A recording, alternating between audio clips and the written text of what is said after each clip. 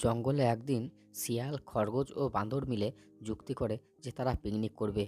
তারা পিকনিকে পায়েস রান্না করবে। সেই চিন্তাভাবনা করে তারা যে যার মতো কেউ চিনি, কেউ দুধ, কেউ চাল আনতে গেল এবং সবাই জিনিসপত্র নিয়ে চলে এলো।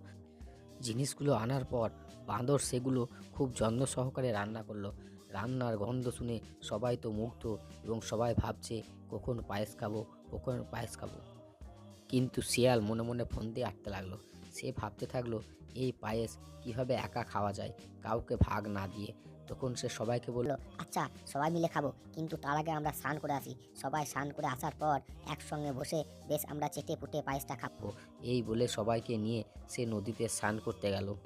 নদীতে যাওয়ার পর সবাই তো পায়েস এসে খাবে বলে মহা আনন্দে স্নান করতে লাগলো। কিন্তু চালাক শিয়াল সে জলে নামলো না। সবাইকে বলল, আমি একটু পটি করে আসি, তারপরে স্নান করব, তোমরা স্নান করো।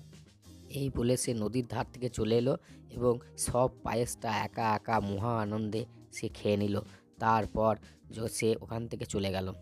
এদিকে স্নান টান করার পর সবাই পায়েস খেতে আসে, দেখে পায়েসকে খেয়ে চলে গেছে এবং হাঁড়িটা উল্টিয়ে দিয়েছে। এই দেখে তারা খুব চিন্তায় পড়ে যায় এবং মনে মনে খুব রাগ হয় যে এই কাজ কে করলো। এবং তারা সব বুঝতে পারলো। যে চালাক শিয়াল সব খেয়ে নিয়েছে এবং আমাদের বোকা বানিয়েছে।